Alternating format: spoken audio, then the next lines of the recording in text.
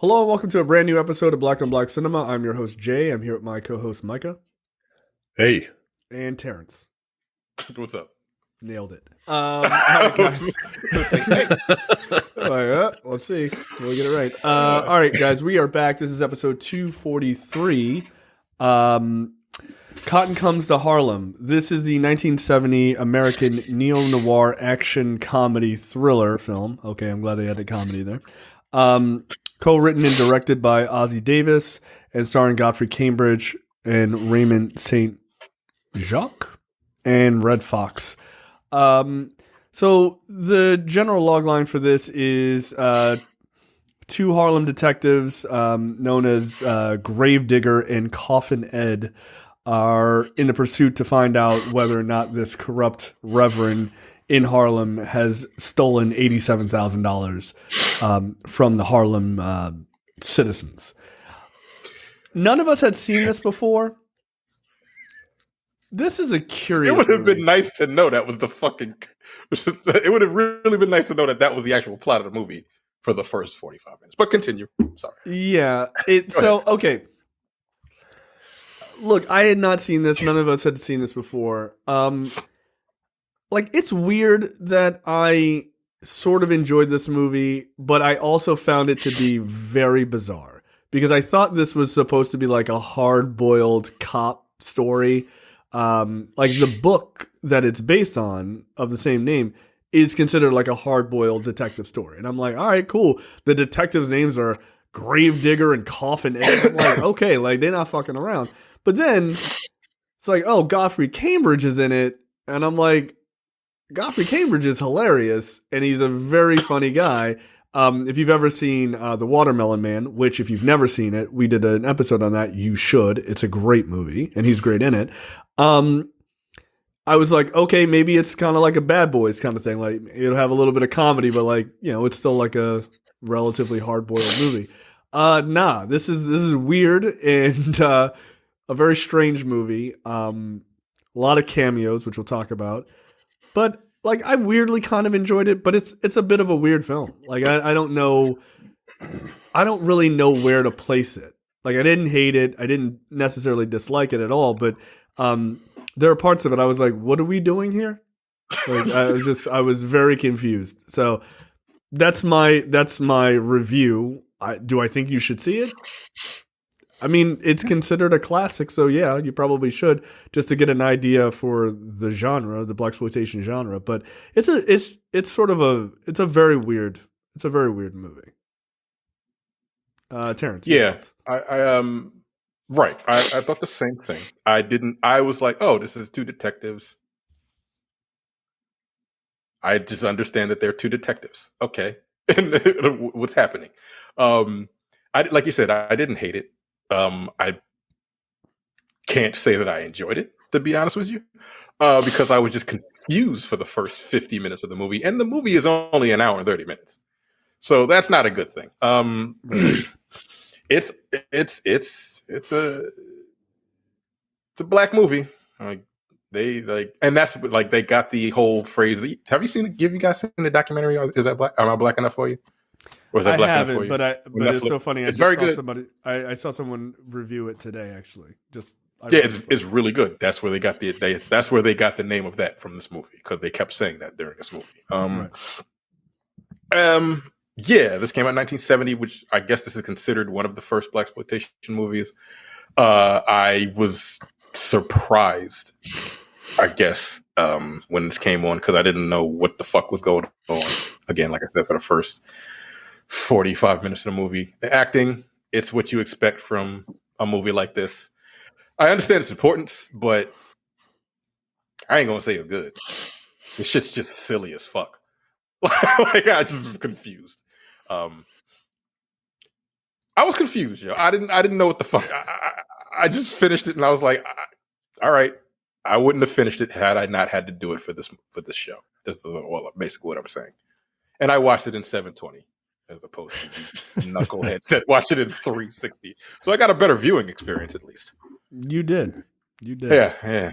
I don't know, man. I don't know what to make of this fucking movie. I have some interesting trivia, Micah, after you finish yours. Go ahead. So I'm kind of in the opposite of you guys. I saw the trailer, and the trailer looked kind of goofy, and I thought it was gonna be like more goofy shit in it. Like I thought it was gonna be like hilarious, right? Like, yo, this dude's name is Gravedigger and Coffin Ed, right? Like, I didn't know their names or anything. I just was like, all right, I'm gonna just go ahead and watch like and you know, it's about I thought it was gonna be sillier than what it was, and it wasn't. It was like, no, this is like less funny than a Beverly Hills Cop movie. You know what I mean? Like it's taking itself seriously in terms of like, hey, there is a story here with beats that I can follow. There is, right? There's this con man who's stealing from the people, right? And it's an elaborate plot just to get a MacGuffin, right? Like it's not a difficult plot to follow, in my opinion, but it's just like a lot of dumb shit around it, but it doesn't like go for it. Like when I see a blaxploitation movie, and maybe because this is one of the first, right? Like it wasn't trying to be a quote blaxploitation movie. Right. But when I see a blaxploitation movie, I'm thinking Three the Hard Way, right? That's the bar for me for blaxploitation movies. Three the Hard Way.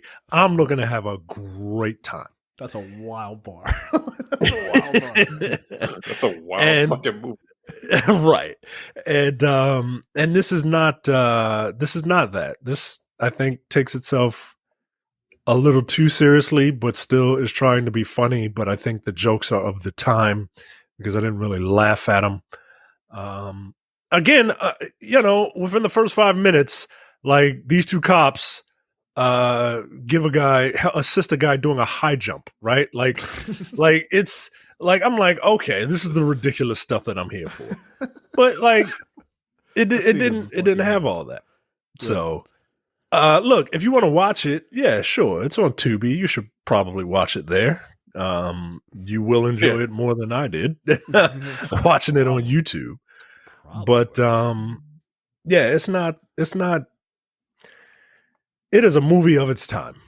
And I'm gonna stop suggesting blaxploitation movies because I suggested this. There's some very good ones. And I said, well, I'm gonna leave that to you because the last one I suggested, other than this, was a bunch of niggas admiring Nazis. So it's not nah. All of the ones that I enjoy had Pam Grier in them, so there may have been a reason why I. Yeah, I think I may give those a little bit of a pass because Pam Grier is an incredibly fine woman. Yeah, no, that's fair. You give it a little bit of a pass. Yeah, you give those a pass because you see Pam Grier's titties every once in a while. Look, I mean, ain't nothing wrong with that.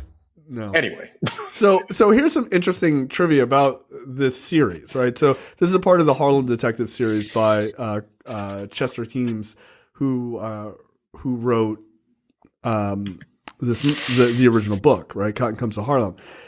The first novel in that series is called For Love of Mabel, aka A Rage in Harlem, which is A Rage in Harlem, the movie that you know right. is and based it came after this movie. Yes, right? It did, right? And that's also it was also a Coffin Ed Gravedigger Jones story. They're in that movie too. They're minor characters, but they're actually in that movie. George Wallace, incidentally, plays Gravedigger Jones, which is interesting. Okay, but it makes a lot of sense because I'll let you finish. No, that's it. I found that interesting. So that's actually like a 9-book series. Okay. So those are the only two that got made into movies: A Rage in Harlem and Cotton Comes to Harlem. So, but there you go. Like those movies these movies are sort of connected. All right, that makes a lot of sense because when the movie came on and I'm watching it and I'm like, why do I feel like I'm supposed to know who these niggas are? I didn't know there were books.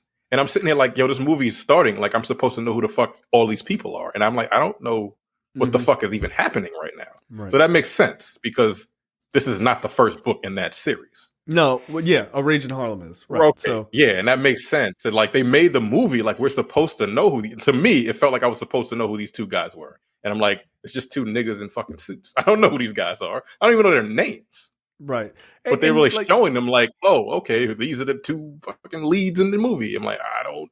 All right, cool, whatever. I mean, it makes me kind of want to read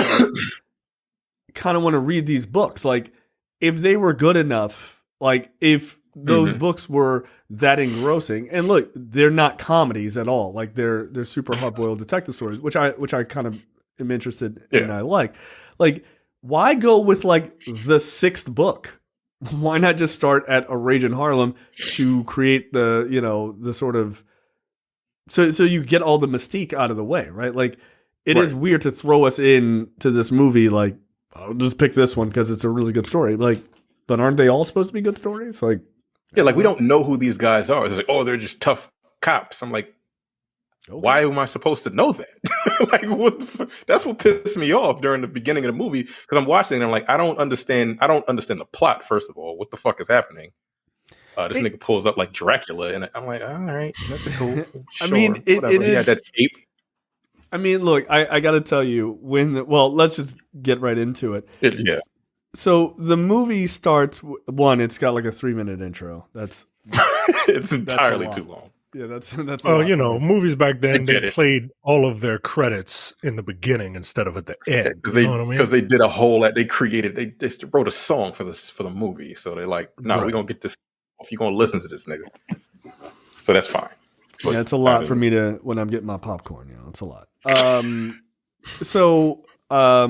First thing we see some dude trying to pickpocket somebody during this Back to Africa rally, and then we meet Gravedigger Jones and Coffin Ed as they're stopping somebody from pickpocketing, and then they give the guy back his wallet by shoving it in his mouth because he has 2 plates of food, which I thought that just seems mean.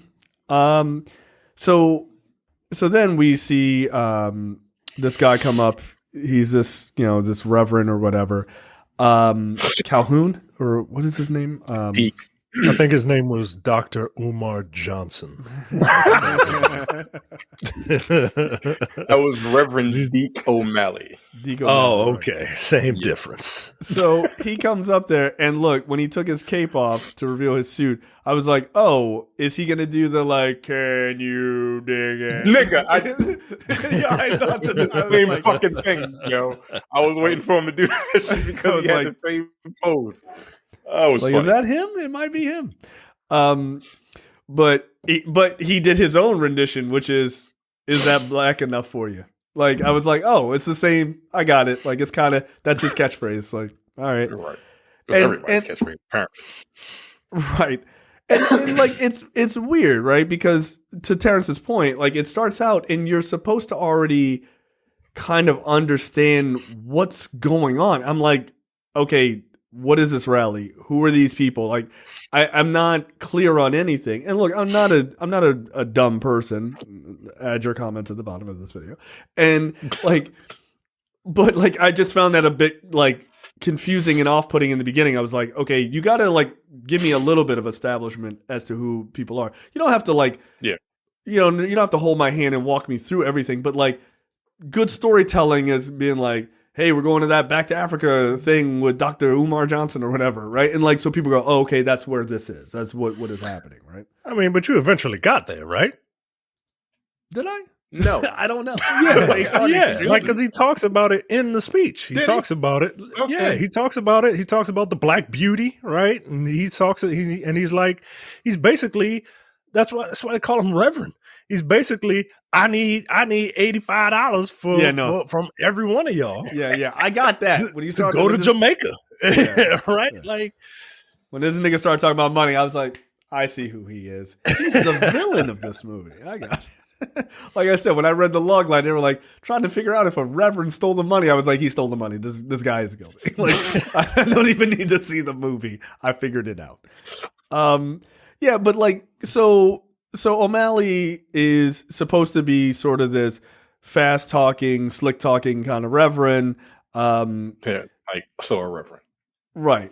Pointing out that even in 1970, niggas at the Empowerment Temple are still trying to take your money on some bullshit, right? So, which I appreciated. Like he had the vibe, like he had it down. But all these black people were looking for salvation, and he was trying to give them that, right? And but of course he's full of shit, and that is incredibly obvious to anyone paying attention.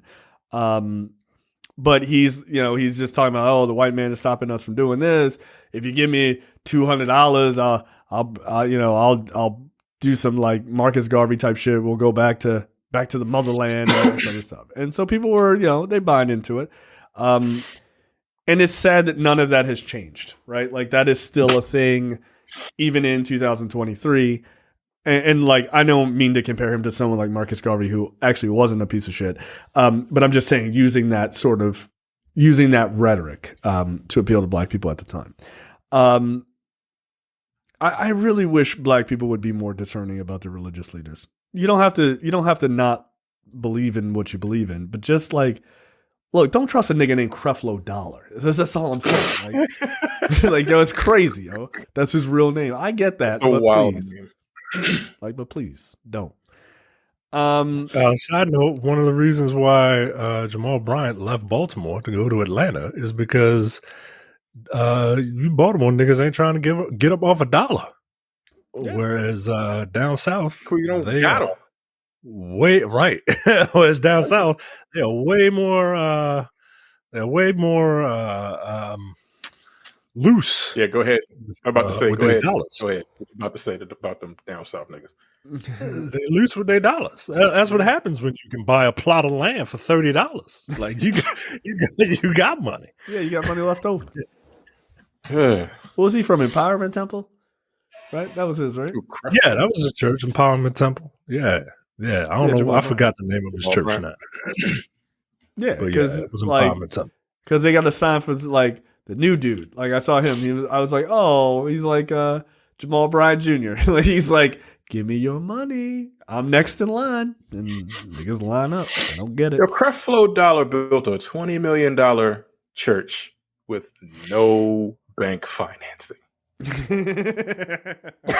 I just looked up his name. Yo, that's God's work. insanity. Yeah, that's God's work. Like, God's that's work. crazy. And Wow. No, look, that just goes to show you something. I don't know what it shows you, but Shows we're in the wrong business. Yeah. God damn. well, there's a lot of gullible people out there, and This none nigga of made you a are $20 paying million $5 a month. crowdfunded building. Yeah, none of you are paying. Look, if you can afford to give Creflo Dollar your money, you can afford $5 a month for premium content. Okay, do us a favor, black people. Come on, help us out. We're more entertaining. And we're not going to tell you you're going to go to hell. Yeah, I mean you're going to, but like we're not going to tell you. Yeah, probably. Yeah. If it exists. It's not. Then Red Fox shows up. Somehow Red Fox has been old since forever. The great Red 50 Fox. years old in this movie. It's fucking Red wild, Fox. man. It's fucking wild. He comes in. His name is Uncle Bud, and he comes in. He's like, "Look, I got $20. I'm trying to go to the promised land, but I got $20. Like, can you help me out?" And of course, being the good right reverend that he is, he was like, "Oh, I mean, I'll take $20. I ain't gonna turn the shit down." And he's like, "Yeah. You good? And like, welcome to the promised land, brother." And again, I'm not really sure what they're selling. It feels like they're just not selling a anything. dream. Yeah, they're just selling a dream, right? Right. It's, hey, these are donations, right? You are giving me either money and I give you a voucher saying that you can go on the Black Beauty, the all black cruise ship to Africa. Yeah, That's what he is. Okay. yeah, that's Sounds like a bunch of bullshit to me, but okay. Well, it is. you know what this Yeah. sounds like, Micah? Micah, you'll appreciate this. You know what this sounds like? This sounds like Living Plus is what this sounds like to me. That's what this sounds like. Get the fuck out. This sounds like a goddamn scam. It does. So from there, we like during the middle of the rally, Wait, did we get to the part where the cops just like throw a nigga in the air? Yeah. Okay, here we go. Like, Such a fucking weird scene. You know? Like these like sort of. I'm confused as to who they actually are. Are they like communists? Are they supposed to be like the Black Panthers? Or something like understand. That? Like they get into a fight. I believe they are analogs for the Black Panthers. They come over to fuck with the cops, and they're like, "Hey, man, like get the fuck out of here," because Gravedigger and Coffin Ed are like watching the Reverend, and watching this Back to Africa thing. Just skeptical, like, because they, their brains work. So, like, they're skeptical of this nigga who's asking for money and shit. And so these dudes come over and they're like, hey, man, get the fuck out of here. Umar Johnson is correct about what's happening. Like, you need to beat it. And they proceed, these two middle-aged black men proceed to grab one other middle-aged black man and just throw him into the air like the rag doll that he is, just to prove like they could fuck you up if they wanted to. It's like he's not actually giving that. He's not really. Nah, he threw him into the air. He's not doing it justice. He threw those niggas like 20 feet into the air. Yeah, like if you have people like holding a giant tarp. And then with a person in the tarp and then just lifting them up, except these two dudes are doing it without the tarp. Like they just they just flung this nigga 35 feet into the air just randomly. And I'm like, this is when I'm like, oh, this is a comedy. All right. Because I didn't know anything about it. All right. They're doing this in 3-piece suits. Like that's just a wild move. I mean, look, the one dude did come over and was like, I don't like honky ass nigger cops. I was like, oof, all right, toss this nigga. That was funny. Because they still cop. I don't like cops. Yeah. But yeah, that was funny. They threw him. He landed. They threw this dude in the air. He landed. Luckily, his friends caught him. Right. And then all the cops said was like, cool it. And then just walked away. Which is hilarious to me. They was like, yo, I don't give a fuck. I got out of here. So then back at the rally, the police come to like investigate the Reverend. They just go right up on stage. Not the two cops that we know, but other police. And they're just like, oh, you might be guilty of some shit. And he uses the rally as a way to like kind of slam the cops. He's like, I'm sick and tired of the white man, trying to fuck with me. I'll go downtown, but fuck y'all. And then just a bunch of dudes in orange pull up and just start shooting machine guns at everybody. Why? I don't know. Because it's a robbery. Cool. Okay. Like I didn't know that. Just super random. Just super, super random. And they steal all the money. They steal $87,000 that had been donated to the Reverend by all these people in Harlem. And it's like I was like, oh, okay, maybe this is a little bit more serious and hard boiled than I thought, right? Because I had just seen the scene that we were laughing about, which is a human being being thrown into the air by two other people. Like, okay, right? That part seemed very similar to the guy picking a woman up and throwing her in a trash can in that Prince movie, right? You were like, Purple Rain, right? He was just like, okay, this is fucking weird. So the gunfight happens, and like they literally just like kill people with machine guns. Like it's just kind of wild. Yeah, they just started shooting into a crowd of people. Like, just fuck people, right? Like we're stealing money. Fuck all these innocent bystanders. Yeah. Okay. And again, it's just really bizarre. And so then you get Coffin Ed and Gravedigger Jones. They start pursuing this truck, and they're going after it. For some reason, there's just a series of like weird, funny moments as they're driving of like bystanders, like.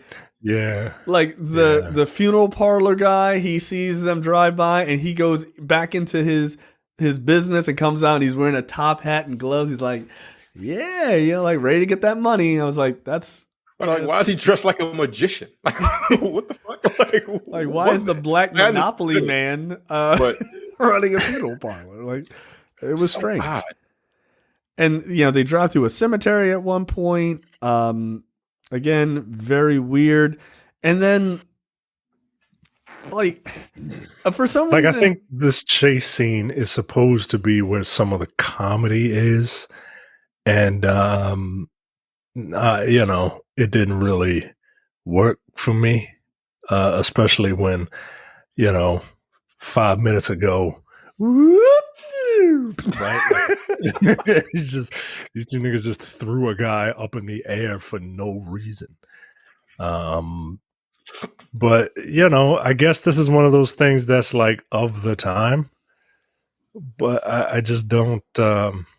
Yeah, I guess this may have been hilarious 53 years ago. Yeah, like it's funny because there's a moment where they're chasing and Godfrey Cambridge is like kind of smiling and smirking at the situation, like, fuck these guys. Meanwhile, the other dude is like super serious. It's like I'm confused as to like what is the point even inside their car. Like even inside their car, it seems confused, right?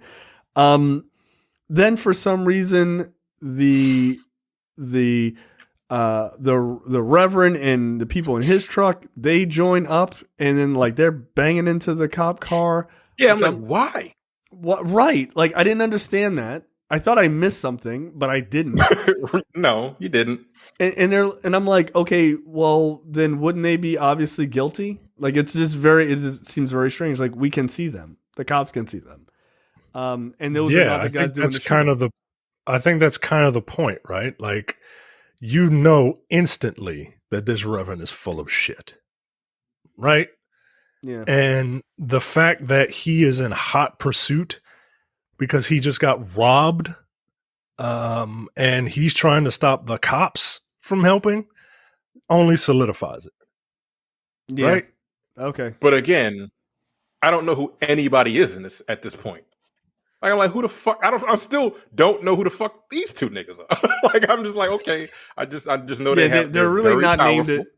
I mean, besides the one guy calling him calling me a nigger cop, like we don't. I still don't know who these guys are.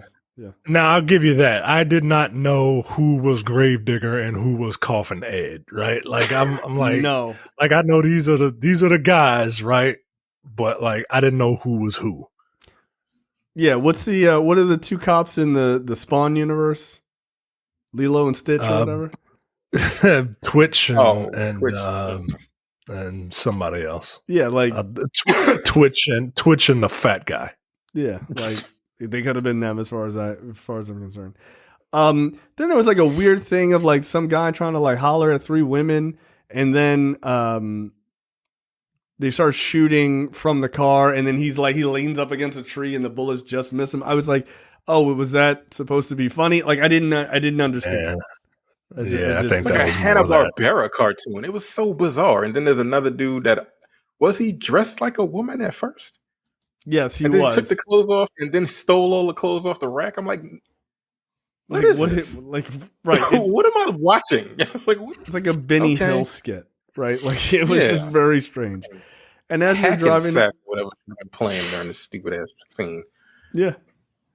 And so then, as they're driving around, a big bale of cotton falls out of the back of the truck of the guys who were with the machine guns, and it just ends up on the street.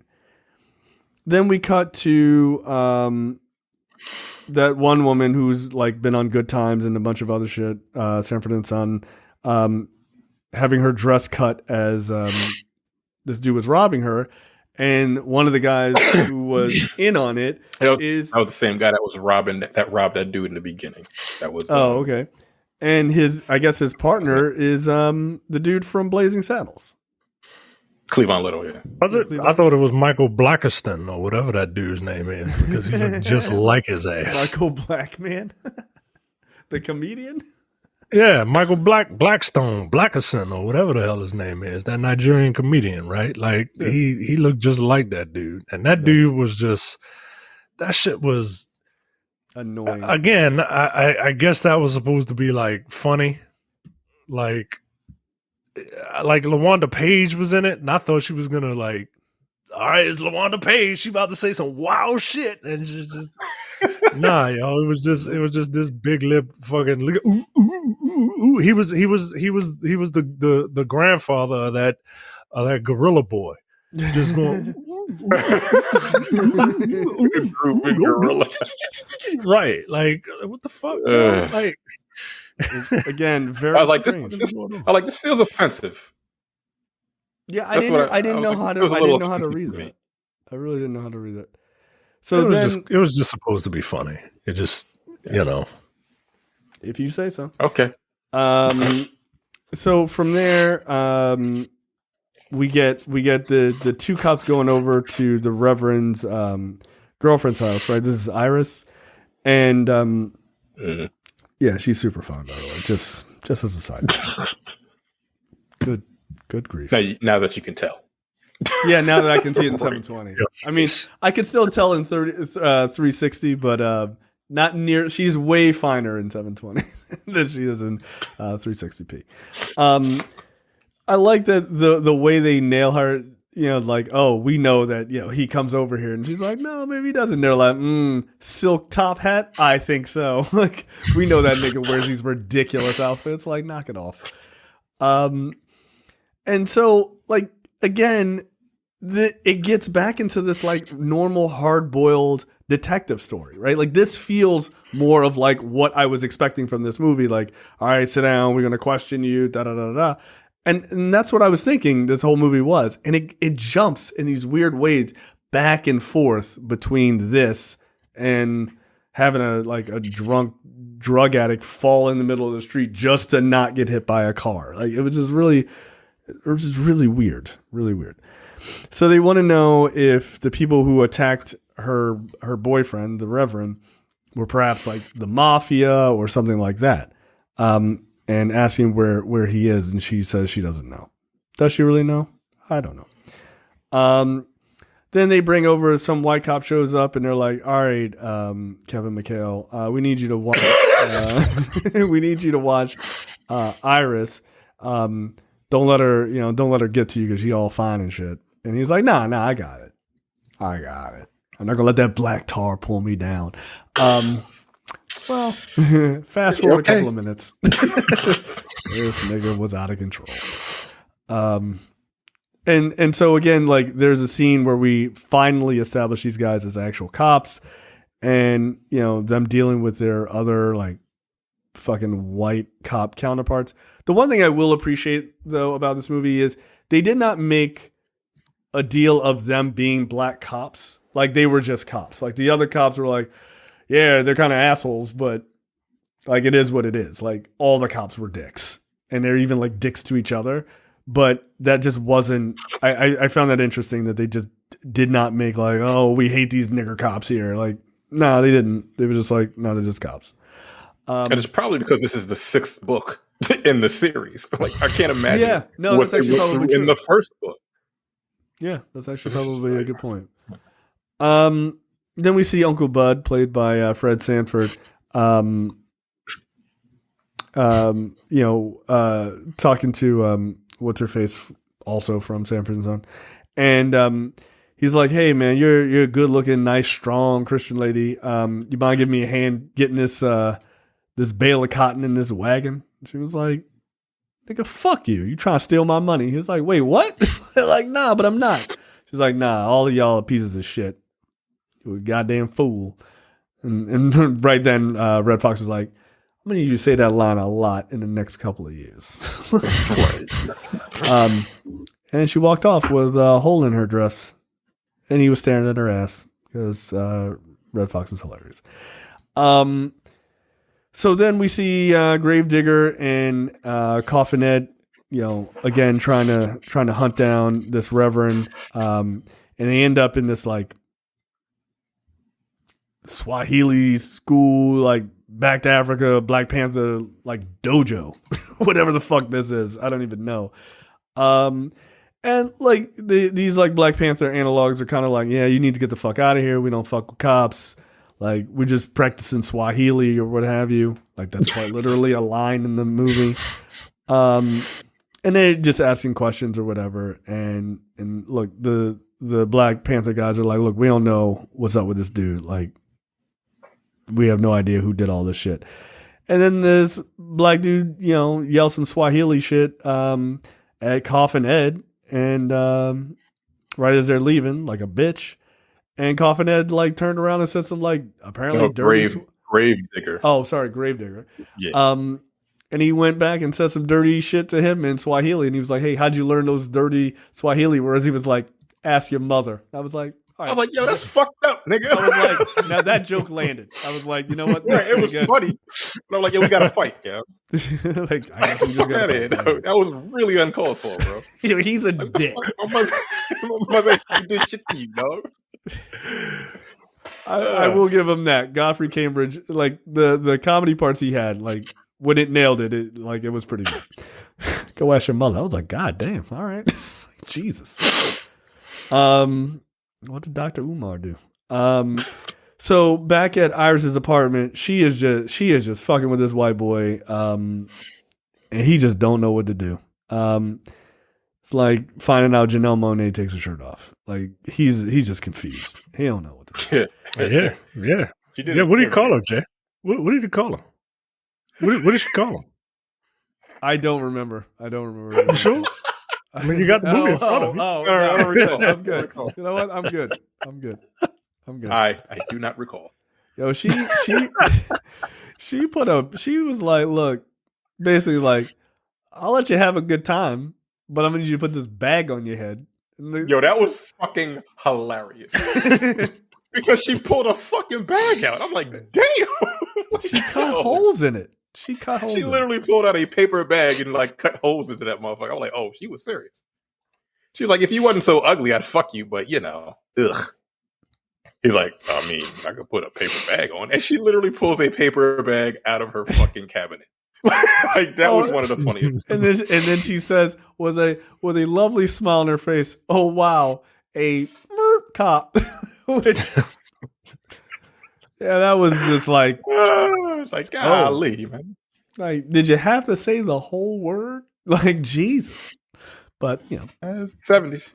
Them's the times. Yeah. It was the style at the time. Right. Yikes. It really was.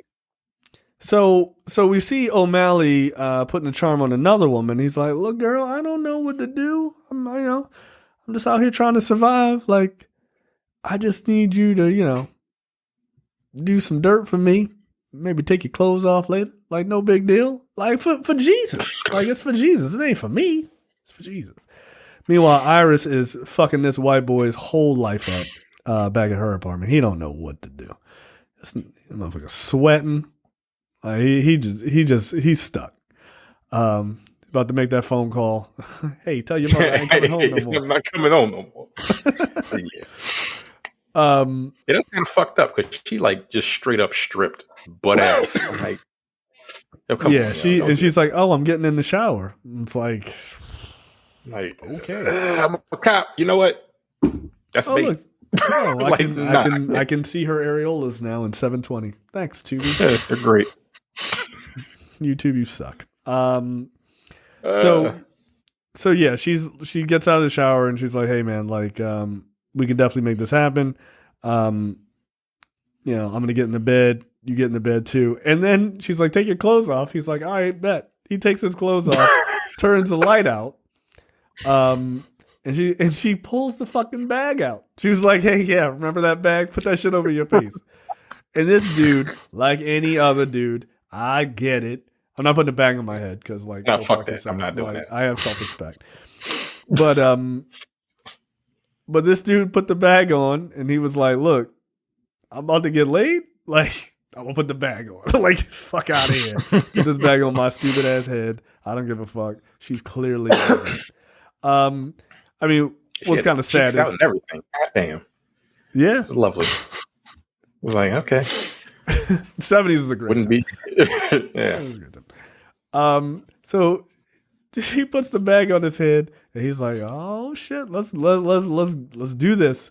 And right when he went for it, she jumped out of the other side of the bed and ran the fuck out of that apartment and left this nigga with a bag on his head, buck ass naked, trying to chase after her with a gun. Like that's all he got. He got on business socks, a Trader Joe's paper bag on his head, and his dick out, which is a wild move.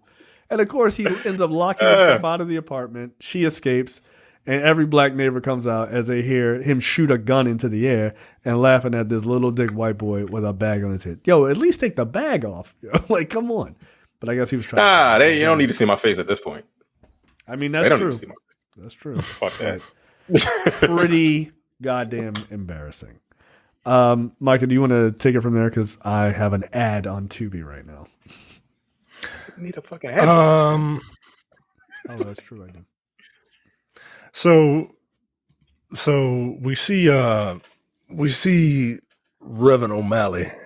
Reverend O'Malley, like this guy should have been white. We see Reverend O'Malley talking to the widow of one of his subordinates that got killed in the robbery, and he's basically like, I need the police out of my way so I can conduct my own investigation, because that's proper procedure for any non-criminal, right?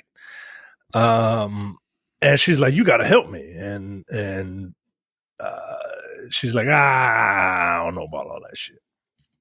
Meanwhile, we see our two heroes. They roll up on a junkie that was apparently the guy who was the painter earlier. Yeah, low boy. Low boy. Yeah. And they're like, tell us what we want to know, junkie.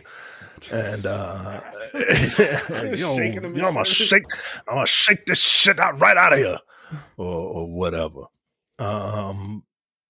And a couple of other scenes happen. Like, this movie is very padded for something that is. Yeah, it's an hour 32 minutes.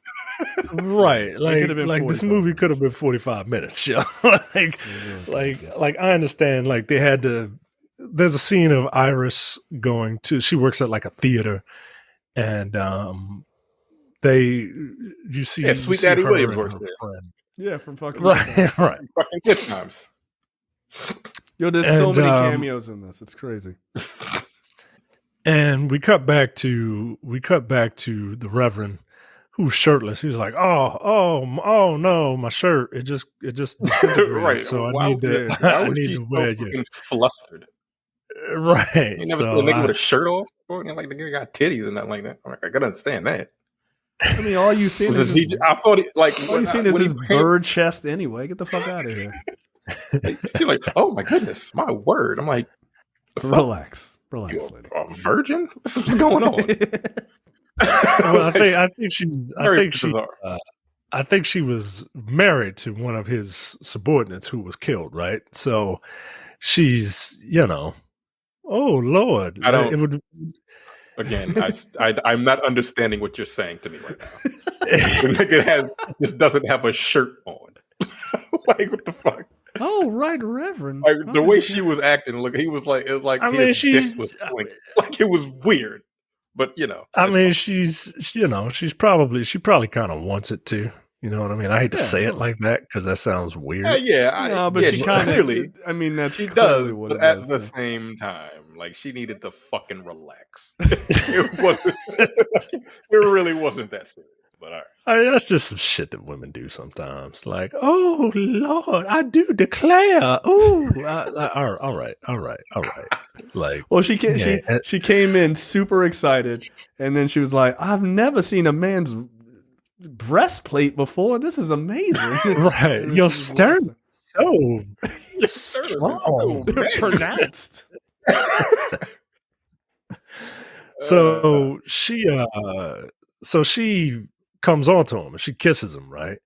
And at the same time, Iris comes in And Iris is crazy, y'all. Like Yo, she was super like, crazy. what the fuck? Like what the fuck? Like, don't, is this what you doing? You cheating on me, nigga? And with this hoe and all that shit, right? And they get into a big argument, and the Reverend is trying to separate the two, and he puts Iris in one corner, and then he's holding Mabel, and Iris just picks up just the biggest, heaviest, bluntest object ever, and just Crack the bam, skull just with it. cracks her skull with it. Like, Jesus Christ! Like, is that supposed to be funny? Like, God damn! It wasn't like a piece of wood. She was like, Right, it was a boat. It was the model boat. of the Black Beauty. Yeah. But the model was on a wood stand, and she was just and she fucking double-handed tomahawk chopped that shit, yo. Like she was trying to hurt her Jim ass, man. Duggan shit. I'm like, yo, this is wildly unnecessary. She tried to kill this woman. Yeah, I mean, look, and then the Reverend grabbed her and then smacked her down, like smacked her unconscious. Which was and then left out the window like he was Bruh Man from the 5th floor. Like, what the fuck? Like, yo, what are you doing? Yo? It's a bit weird. Then we see I guess a pimp or a drug dealer, or I guess both. With 2 women. I believe he has a lot of riz, I believe the kids would say. And or money. And so he's just like, look, nothing in this town happens without me making it happen. So like, I clearly have nothing to do with this because I didn't know anything about this shit. And so they were like, all right. And then they just fucking bounced, which I was kind of like, all right, that's weird. And then they're like, okay, you need to take us down to meet your white Italian friend who you work with. And then this Italian dude just proceeds to say some dirty shit about black people, like, which I did not appreciate. And he just talked to these motherfuckers like they want nothing. It was weird. And the 2 cops seemed pretty unimpressed. And then we cut back to Uncle Bud, who is trying to sell a bale of cotton to, I assume, the guy who makes the donuts at Dunkin' Donuts. That's a fucking deep cut. That's not a deep cut, but like, nigga, you old. Is what that is. Yeah, that's what that is. Time to make the donuts. Time to make the donut. Good Lord. Yeah, nigga, you knew what it was. I know. I know what I'm saying. Like, we're old. It's fine. Fine. He was trying to sell the bale of hay to Super Mario. Pick a stereo. He was a Jew. Yeah, Abe Goodman. Yeah, the Jewish name of all time. Yeah. He was trying to sell the bale of hay to Watto from Star Wars Episode 1. My tricks don't work on me, only money, because I'm a Jew alien and George Lucas is problematic. Like, all right. Jesus Christ, yo. Just because you married a black woman, don't give you carte blanche to be a fucking racist, all right? God, I don't ever want to hear anything about another Star Wars movie, yo, until people address that. Yo, that was the most racist shit that in the Asian aliens. The Viceroy. All right, George. This is wildly unacceptable. Yo. This is wildly unacceptable. Jesus Christ. He hit them all, boy. Oh, Misa. Oh, he got Misa name. Like, what the fuck? Nah, yo. Nah. Why do niggas like that movie? Why do niggas like these movies, yo? That seems mad offensive. Yo, they are mad. Everyone. Yeah, it is. Like, these ain't comedies, yo. You're not a comedian, my nigga. Like, you just put them shits in there as stereotypes, not to be funny. That's fucked up, George. Look. If you really want to get upset about that, just know that Watto looked a certain way in one movie, and when you saw him in the next movie, he had basically a yarmulke on to really sell the point that he was a Jewish character. I was like, he had a big long snout. He had the little curly Q sideburns. Come on, yo. Yeah. I'm looking at the he was blue. Right, he was blue. Come on, yo. Like, Blue like Yo, Star. this is wildly offensive. Yeah, it's The pretty. Viceroy wore kimonos, like they wore Right, long like gowns they- that look like kimonos. Come on, yo. Come Look, on. George Lucas You was saw how anything Jar but Jar subtle. Binks walked. You saw how Jar Jar Binks walked. He walked like the average nigga in this movie, right? Oh, mush mouth ass. George So- Lucas is a fucking problem, yo. So at this point, we get a scene where this is supposed to be like a comedy scene, and he's like, "Look, man, I'll sell it to you for $40. You know, give me $40 for the bale of hay." And he's like, "Nah, I'm not gonna do that." And they do it back and forth, and then they both agree because it's 1970 when black folks and Jewish folks kind of got along. They're like, $25, and it was like, "Yeah, remember when we used to hang out? Yeah, that's dead now because Ronald Reagan." Anyway, Yo, the Viceroy's eyes are slightly slanted, my nigga. I'm sorry. I'm just looking at pictures. just stop looking at that Star Wars shit, yo. It's crazy. Yo. That nigga's a racist, yo. George Lucas is a racist. I said it. That's fucked up. He's married to a black woman. He gets Jesus a pass, Christ. right? Is that how it works? That's not how it works. That makes it even worse. Yep, it sure does. So then we see what's this white dude's name? Calhoun. He comes over to see Uncle Bud about the bale of hay because he knows that, or excuse me, the bale of cotton because he knows that it's got some bullshit about it that he doesn't want to talk about right now. And he's like, "Hey, look, man, if you have it, like I kind of want it." And Uncle Bud closes the door, runs into his house. And then, of course, Uncle Bud tries to then go back later and it buys back the bale of hay from Lou Albano. Back at the pool hall, the right reverend is like he's in full nigga mode. He thinks because he puts on sunglasses, nobody's gonna notice who he is. This nigga's got a cigarette hanging out of the side of his mouth, a kufi on, talking shit at playing billiards, as you do as a reverend. What kind of billiards was he playing? Because he wasn't hitting the fucking cue ball. He was just hitting fucking like just the balls into just nothing. I'm like, what game is this? Yeah, don't worry about it. It's 9-ball. Like it's 12-ball. Don't worry about it. So the two cops they stake out sort of at the dock, trying to figure out what's going on because they heard Uncle Bud or somebody down at the dock might have this bale of cotton. They see the dudes in the orange. They end up that were like doing the shooting earlier, and they end up getting into a shootout with them. And then they do verify that they're white. Cleavon Little, Lowboy had said that they were white earlier because he said they had masks on. It's like they run like white people. I was like, I mean, you're right. Like, that's a solid point. Like, I'm not mad at that. It was like, that makes sense. High knees. Do they have arms? Did Gravedigger have incendiary rounds in his gun? Please, somebody explain. He's just lighting shit on fire by hitting it. Right, because he was shooting stuff and everything was just lighting on fire. Maybe. Like shit that wasn't supposed to become flammable was flammable at his round. It was weird, like a video game. Do they actually have incendiary rounds? Maybe you should watch John Wick.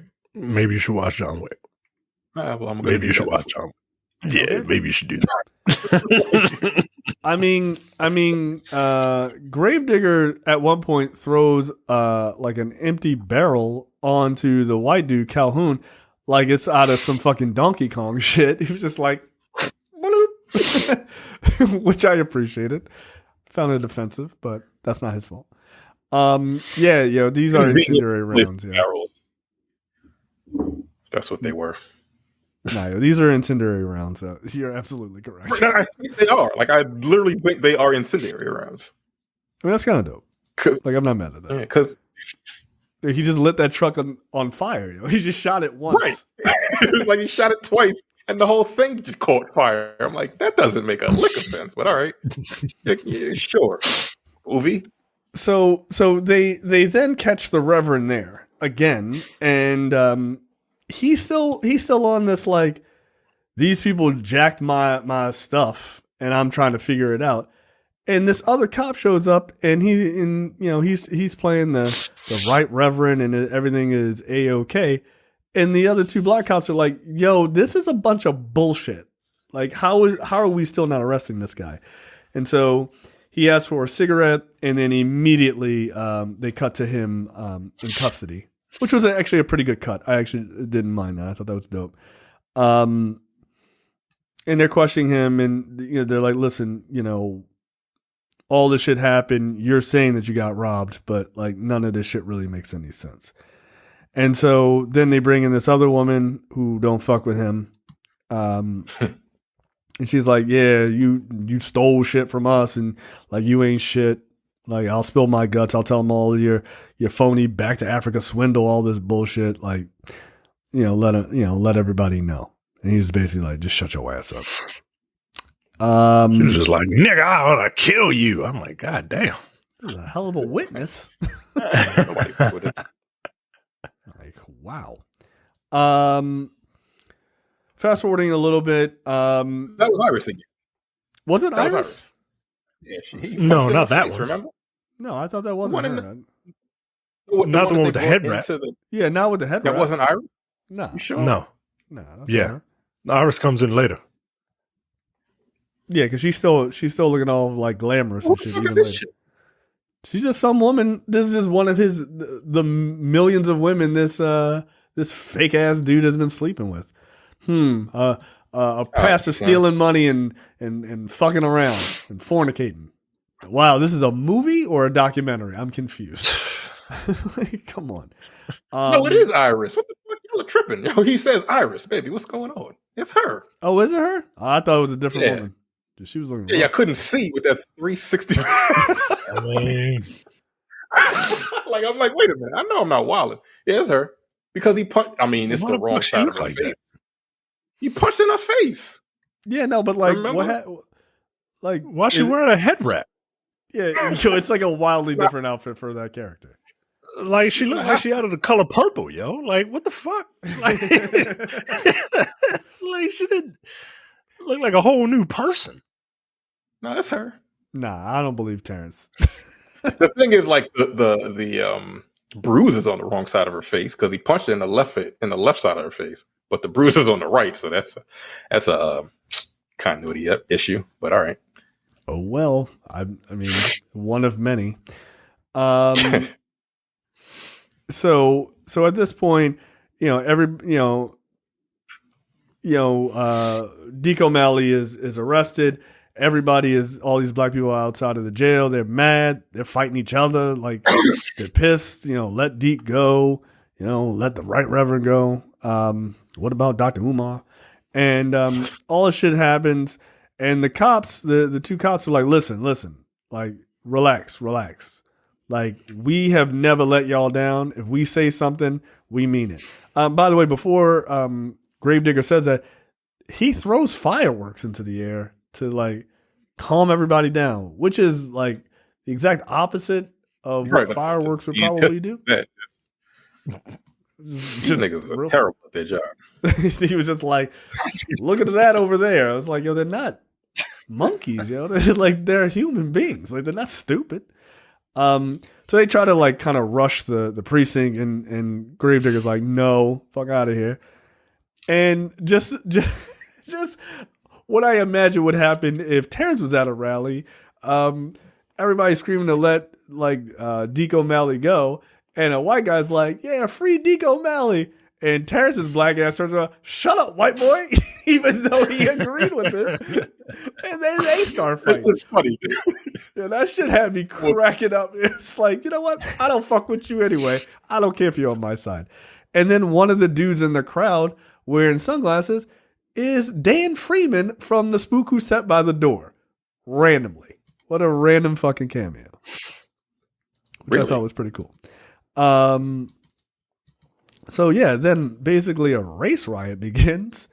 And they just start beating the brakes off of this white dude, and then somebody throws a pie in his face. And okay, like, why did that happen? And then a nigga threw chickens because I was like, what is happening right now? I guess this is humor. I guess I don't know.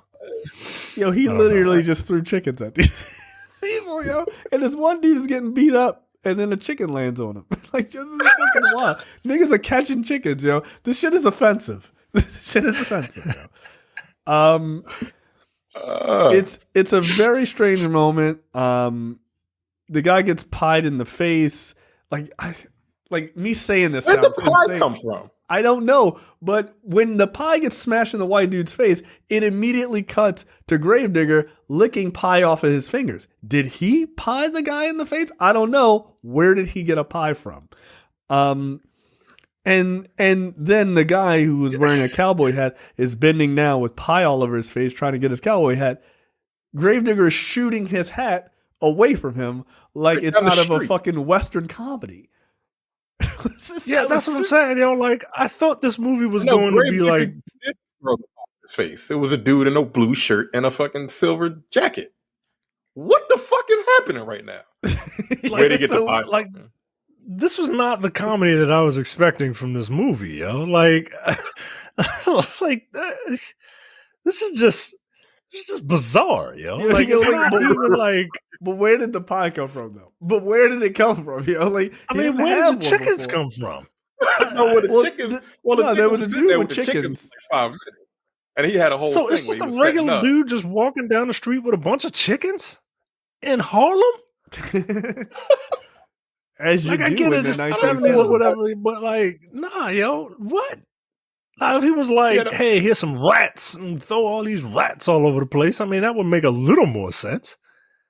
But like, he had like a bunch of crates full of chicken. That way, he was just there, just out of nowhere. He was just he came to the fucking rally. He just there for the rally. Chicken. Huh? Yeah, it's a chicken man, and there's niggas laughing and dancing with a chicken in their hand. Like, this Chekhov's chicken, man. Like, if a chicken shows up in a movie, it's got to be thrown. Like, that's just the movie rules. Chekhov's. And then again, these dudes look super serious when they're like, this guy's lawyer shows up. They're like, yeah, we take this serious. I'm like, y'all niggas were throwing pies and chickens 4 seconds ago, yo. This is a comedy skit. Like, what is happening? And Gravedigger does not have a pie. At no point did he have a pie in his hand, yo. Like, where did that come from, yo? He's standing on the steps. Something's wrong. Just who the fuck? Like, what? Okay. Where did we get the pie?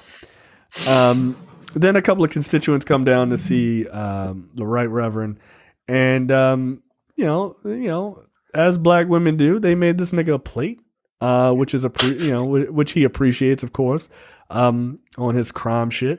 But he's like, Sister Minnie, why don't you give that starving crazy bitch across the aisle some food to give it to Iris.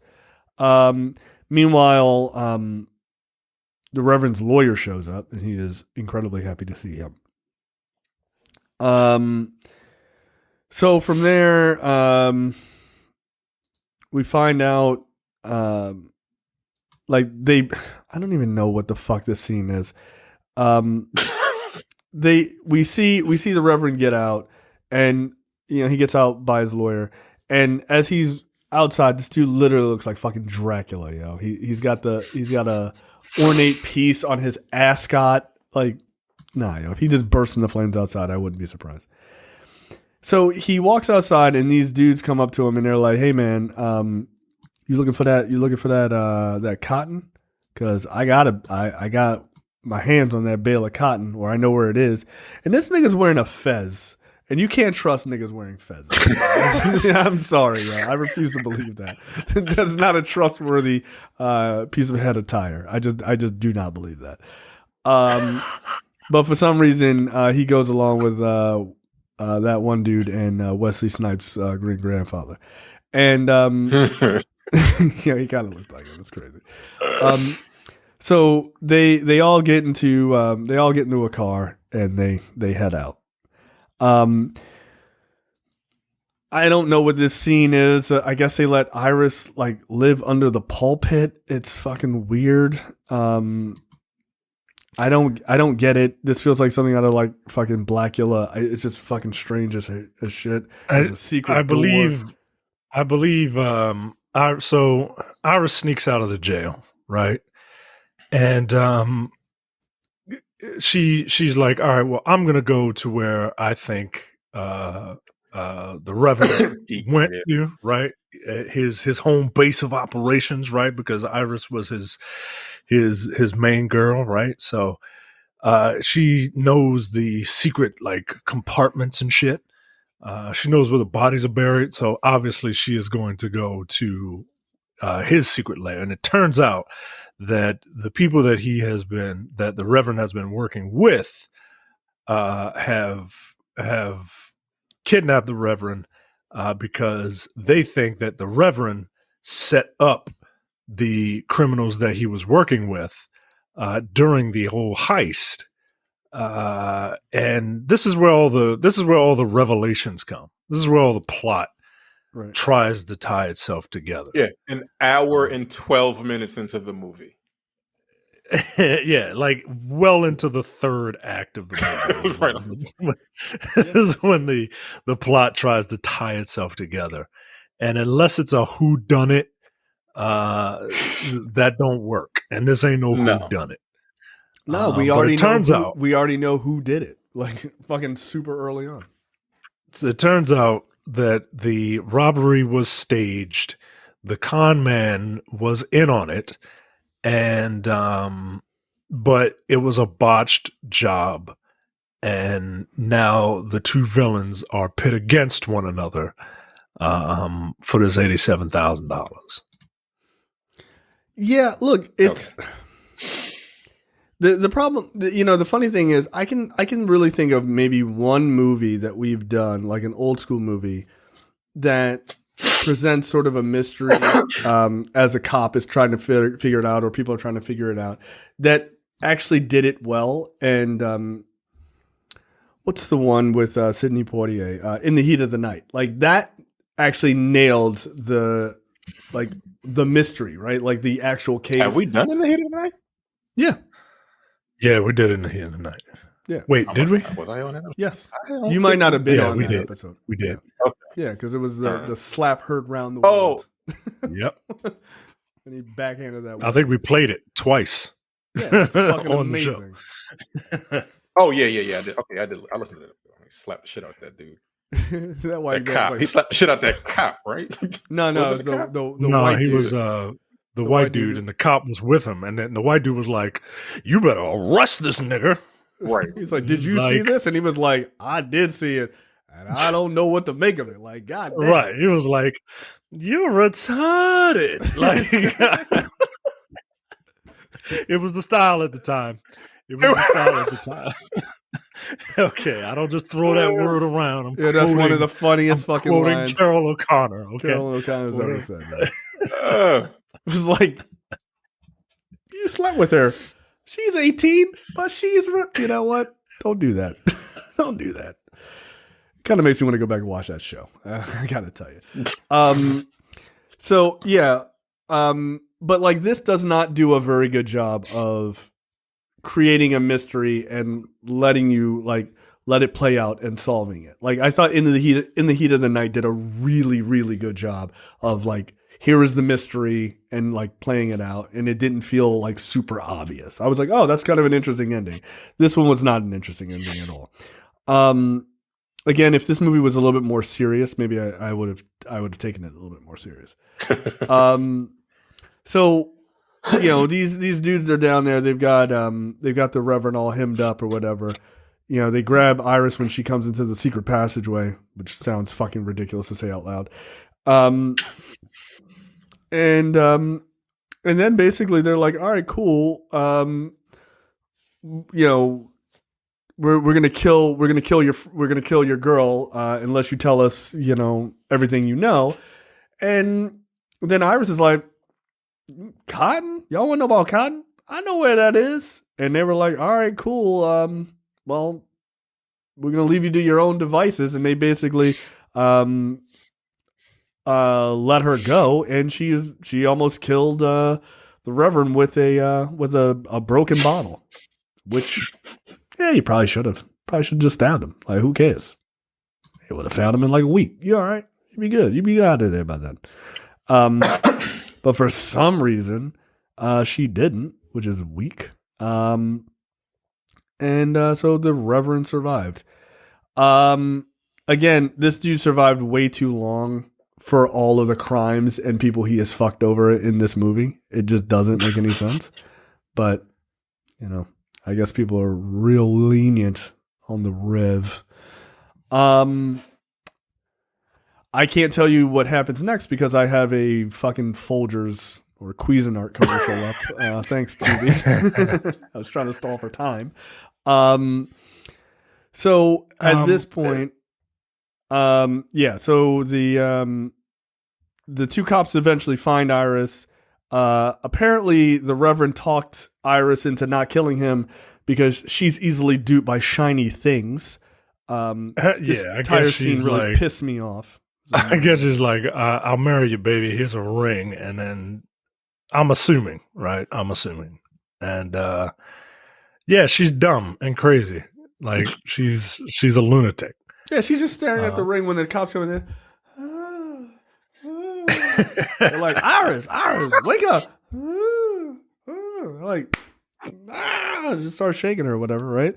And she just can't hear them, pretends not to hear them, whatever. And then they leave, and then suddenly she's up and moving around, and she just picks up a gun and gets it out of the refrigerator because that's where you keep guns. Then there's a very bizarre play about how black people are going to kick Cotton's ass when we see it. I don't like interpretive dance. I hate it.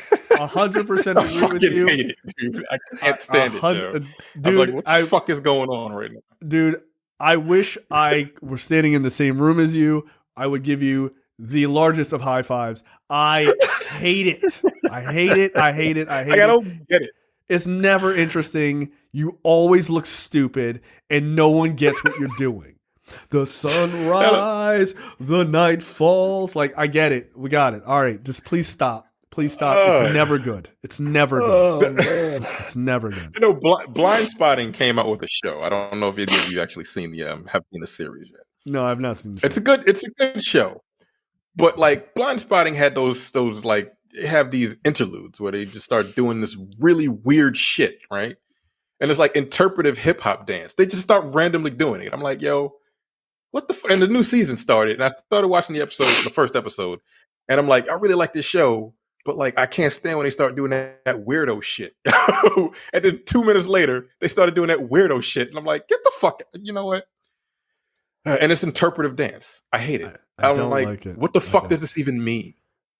Like, it doesn't, because they're like poets and shit. Like the white dude, Cassell, and what's his name? David Diggs. They're like, they're rappers and they're poets. So they like all that weird shit. And I'm like, all right. Look, I love you don't need art. to do this. I love art. I'm just not a fan of that particular type of art. I don't like interpretive. Yeah, I don't get it. Maybe I'm just too dumb to understand it, but I can't stand it. No, I'm not dumb. I'm not dumb. I don't like interpretive dance. I just don't like it. I'm not saying what you're doing is bad. I'm saying I don't know if it's bad. I don't know because it doesn't make any sense to me. I can't tell if it's good or bad because you're all doing the same shit. Personally, I think waving your flannel around like a goddamn inflatable wacky two-man shit. I'm like, what is... it's not for me. The thing with that's this, a nice cop out. It's not for me.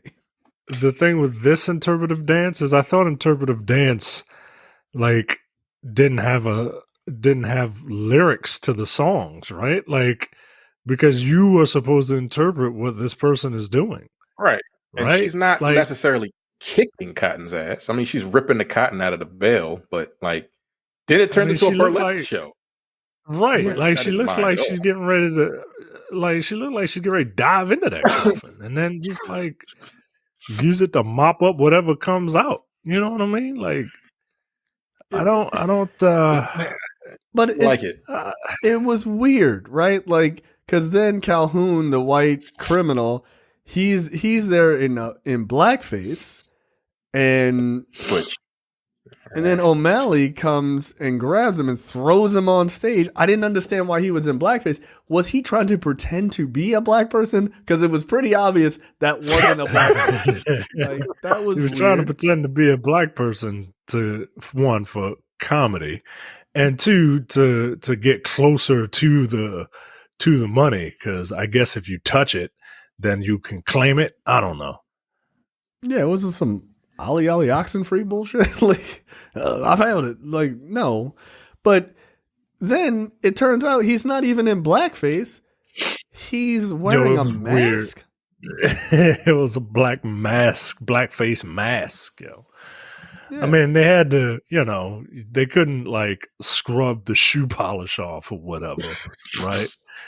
So it had to be an instant reveal, right? You can't just be like, wait a minute, all right, folks, just wait.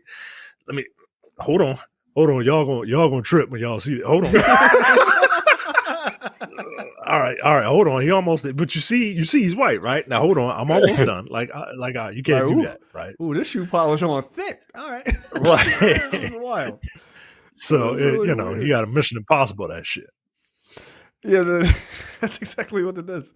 And so they're like, this is the worst Josephine Baker like dance scene I've ever seen in my entire life, yo. What kind of fake ass banana dance is this? This is terrible. Like, God damn, what's more offensive? A beautiful woman dancing with a banana dress or a beautiful woman dancing with cotton ball lingerie? I don't know. Cotton ball lingerie seems pretty bad, though bananas is not really helping either. But that actually had a little bit more to do with something else. Yeah. This is just very strange. Like, it's all very strange. And then the cotton is taken, the bale of cotton is taken off of the off stage. And Reverend goes backstage where the cotton is. He pulls out the Candyman like hook and starts trying to tear through it. And then he realizes somebody else is in there, and he moves something out of the way. And there's Coffin Ed with his serious ass, with a huge 38 drawn on the guy. And then he puts it away to have a fist fight.